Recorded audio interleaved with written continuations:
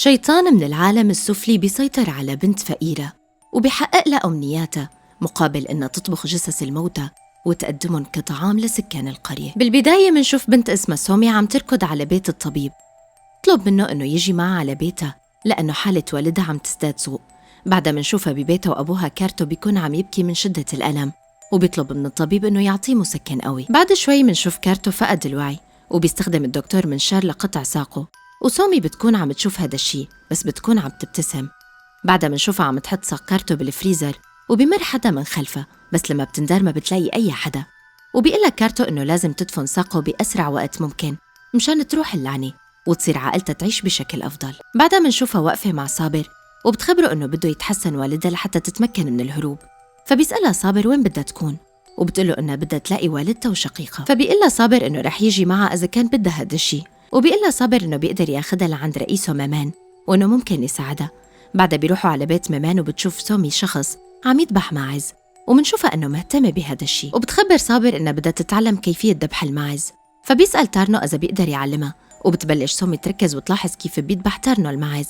بهذا الوقت بيجي مامال وبيطلب من صابر يجي، وبتسأله سومي إذا كان فيها تستعير واحدة من الماعز لحتى ترجع تفتح كشك والدها بيكولاي. فبيسألها إذا فيها تطبخ مثل أبوها، فبتقله إنها رح تبذل كل جهدها منشان هذا الموضوع. فبيطلب منها إنها ترجع بعد عام واحد لحتى تصير أكبر وتنضج، وبعيد النظر بالموضوع وبيعتبرها عشيقته. فبتغادر سومي من هنيك وهي معصبة، وبينادي مامان لصابر لحتى يفوت لعنده. ولما بترجع للبيت بتلاقي إنه أبوها وقع من على التخت وبصير يخانقها، وبيقلها إذا كانت مبسوطة مع صديقة هنيك وتركته لحاله بالبيت. وبتفحص له سومي ساقه وبينصاب كارتو بالصدمة لما بيشوف إنه رجله ما عم تلتئم. ولما بتروح سومي لتجيب الدكتور بتلاقيه رايح على دراجته النارية مع بنت، وبالليل بتشوف بحلمها شيطان عم يدعوها لإله. بهذا الوقت بتصحى وبتسمع صرخات كارتو وهو عم يتألم، فبتروح لعنده وبتقله إنه الدكتور فريدمان ماله بالبيت، وبتسأله إذا كان بده يجرب الحشيش بدل من هالشي لأنه مثل مفعول المسكن وأرخص بكتير، وإنه إذا أخذ الكمية الصحيحة ممكن إنه يساعده بتخفيف الألم. وبالفعل بيجرب كارتو التدخين. بعدين بيقلها إنه جعفة بتقله سومي إنها طبخت الرز المتبقي على فطوره، فبيقلها كارتو إنه هلأ لازم تكون ابنة جيدة وتحاول تكسب المال لحتى يتمكنوا من الحصول على الطعام. فبتعصب كتير لما بتسمعه وبتهاجمه. بعدين بتفوت على غرفتها وبتلاقي هنيك الشيطان، وبيخبرها إنه كان عم يراقبها. فبتسأله سومي مين هو، وبيقلها إنه هو السبيل الوحيد للخروج من كل مشاكلها، وبيقلها إنه تخليه يقدم لها الحل الأسرع. وبيمسك بإيدها وبيقطع واحد من أصابعها، وبتصير سومي تصرخ من الألم، وبياكل الشيطان إصبعها قدامها، الشي اللي بيخليها خايفة كتير. بس بعدها بيرجع لها إصبعها وبتنصدم سومي لما بتشوف هذا الشي. بعدين بيخبرها إنه بده يكون صديقة، وبيطلب منها إنه تاخد إيده. ولما بتمسك سومي بإيده تصحى بمكان مختلف وبتلاقي والدتها، فبتركض عليها وبتعانقها وبتخبرها والدتها إنها رح ترجع على البيت لأنها بدها تستمتع بشبابها. وفجأة بتلاقي حالها رجعت، وبيخبرها الشيطان إنه هذا ممكن يكون مستقبلها، بس هالشي رح يصير بس إذا كانت صديقته. وبتوافق هي على هذا الشي وبينبسط الشيطان لما بيسمعها. بعدها بياخد ساق والدها من الثلاجة وبيطلب منها أنها تعمي لوالدها ساقه وتخلط بضع قطرات من دمه بطعامه. وبالفعل بتقدم سومي لكارتو الحساء المصنوع من ساقه وهذا السائل، وبيقلها بأنه جيد. وبهذا الوقت بيصير يسمعوا بعض الأصوات من الخارج، ولما بتطلع تسأل صابر شو اللي عم يصير فبيخبرها أنه نينجرام ابن دوني ما رجعت على البيت الليلة الماضية، وبيسألها إذا شافتها. وبعد فترة بيلاقي واحد من القرويين جثة نينجرام بالغابة. تاني يوم وأثناء دفنها بيخبر صابر سومي إنه تم العثور على جثتها عن سفح التل، وكانت نصف عارية مع جرح غميق بالرأس. وبتروح سومي لعند الطبيب وبتخبره إنه جرح والدها عم يزداد سوء، فبياخدها الدكتور معه. ومنشوف إنه أخت نينجرام ساري متضايقة من هالشي.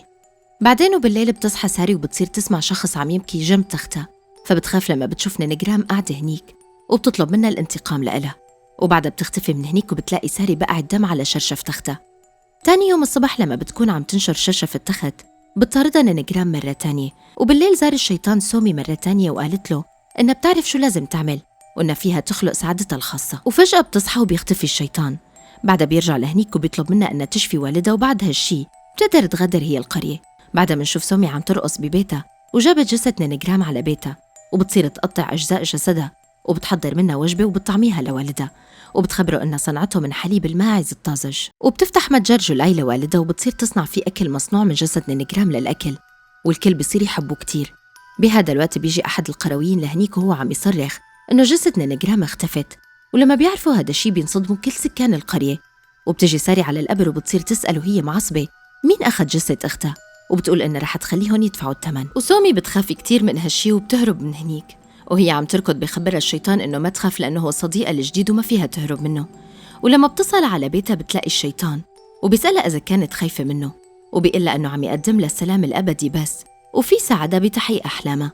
بعدها بيقلها بغضب إنه بيقدر يدمر أحلامها ويسلب لها حريتها، وإنه رح تضل محاصرة بهي القرية لحتى تتعفن وما رح تشوف والدتها أبداً. بهذا الوقت بيجي صابر وبيضحك الشيطان وبيخبرها إنه صابر هو تذكرتها للحرية. فبيسألها صابر إذا هي منيحة، وبيقلها خلينا نغادر هي القرية قبل فوات الأوان. فبتوافق سومي وبتروح لحتى تجهز أغراضها. ولما بيطلع صابر من البيت بيلاحظ إنه في دخان عم يتصاعد من كوخ قريب. ولما بتكون سومي رح تمشي بيوقفها الشيطان وبيخبرها إنه يا بتموت أو بتعمل يلي بيطلبه منها. فبتقول له سومي إنه يوقف وسوسة وإنها أخطأت بسببه، وبتطلب منه إنه يروح لبعيد لأنه ما بدها تكون صديقة لإله بعد هلأ. بهذا الوقت بيفتح صابر الفريزر وبينصدم لما بيشوف راس نينجرام مقطوع جواته. وبتجي سومي وبيغمى عليه بعد ما تغزه بحقنه. ولما بيصحى بيلاقي حاله مقيد وبيسأل سومي شو عم تعمل، فبيقلها إنه بيحبها بس كان خايف كتير يخبرها. بهذا الوقت بيصير يهمس للشيطان بإنه ما تصدقه، وجا لعندها لأنه رئيسه قال له إنه يسرق لها وصفة القلاية الخاصة فيها. وبتتأثر سومي بحكي الشيطان وبتقتل صابر وبتطعنه بالسكين. بالليل بتصحى ساري وبتصير تسمع ضجة وبتلاقي خزانة الأواعي عم تتسكر فجأة، وبتنصدم لما بتشوفها. ولما بتقوم بتقرب من الخزانة بترجع بتفتح مرة تانية وبترمي لها نينوغرام اسورتها، فبتاخدها ساري. بهذا الوقت بتطاردها نينوغرام وبتطلب منها انها تطلع على الاسواره، وبتلاقي انه محفور عليها اسم سمباكا.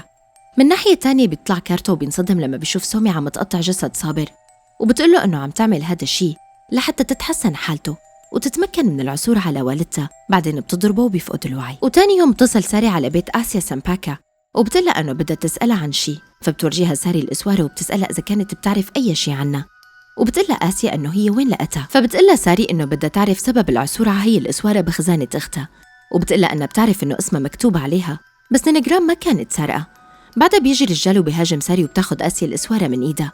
بعدها بالليل بتحلم ساري وبتشوف الشيطان كمان بحلمها، وفجأة بتصحى وبتلاقي الشيطان جنبها وبيسألها إذا لساتها بتتذكر الصفقة يلي عقدتها معه، وبيقلها إنه ممكن يساعدها على إنعاش ذاكرتها، وبيسألها مين عالج أختها لما مرضت، وبيقلها إنه استبدلت هالشي مقابل حريتها على حياتها، وإنه حماها لما كانت بحاجة لأنها تعتني فيها وعطاها هدية صغيرة، وإنها أكلت الطعام يلي قدم لها إياه وصارت أختها بصحة جيدة، وبيقلها إنها خرقت اتفاقها معه. بعدها بتحاول ساري إنها تصلي بس بعدها بتلاقي حالها بالغابة وبتشوف شخص عم يعتدي على أختها وبتطلب منها المساعدة. بعدها بيسألها الشيطان إنه ما رح تموت لتعرف مين قتل أختها، وفجأة بتصحى وهي بتختها وبيتضح إنه الموضوع كله كان عبارة عن كابوس. بعدها بتقوم بتطلع صندوق وجوات الصندوق بيكون في دمية فودو وتمثال صغير للشيطان. هون بنعرف إنه ساري بتمارس السحر الأسود وبتكون عم تعمل السحر مشان تلاقي قاتل أختها، وبطالب بصلاحياتها لقتل الشخص اللي قتل نينوغرام. تاني يوم الصبح بيصل الدكتور فريدمان على بيت ساري لحتى يفحصها، ولما بيرجع بيخبره واحد من السكان المحليين بوفاة شخص، وبتطلب منه ساري إنه تروح معه وبياخدها معه. ولما بيصلوا ساري والطبيب على البيت بيلاقوا بوراس ابن آسيا سيلباكا كله دم وميت. من ناحية تانية منشوف سومي عم تقدم الطعام للناس بكولاي المصنوع من لحم صابر، وفجأة بيسمعوا شخص عم يصرخ ويطلب المساعدة، ومنشوف إنه كارتو مقيد ببيته. وبالليل بتجي آسيا على بيت ساري وبتخبرها إنه صديق طفولتها أرسلتها لإله لأنه في عندها هدية لإلها وبدها تعطيها إياها.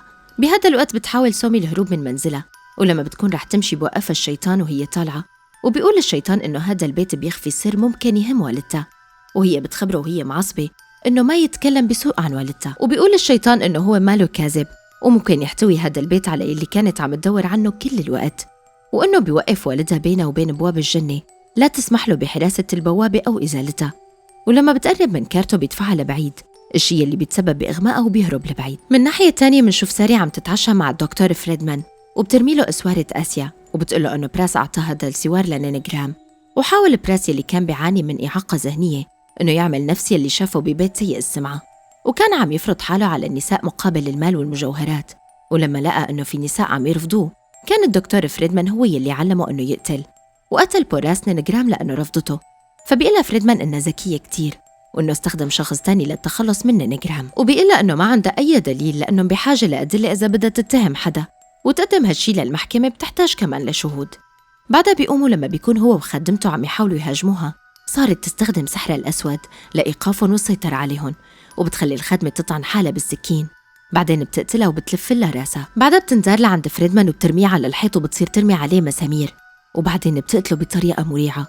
من ناحية تانية بيخبر الشيطان سومي إنه بيعرف وين متخبي والدها، بس لازم بالأول توعده بشي. بهذا الوقت منشوف كارتو متخبي بالثلاجة، وبعد فترة بتجي سومي كمان وبتدور عليه وبتقدر تلاقيه، وبتقوله إنها كانت معتقدة إنه كان يحبها، بس اتضح إنه كذب عليها. بعدها بيخبر الشيطان سومي إنه تسأله وين أمها وإمتى صار هالشي، فبيخبرها إنه والدتها راحت على المدينة مع رجال تاني.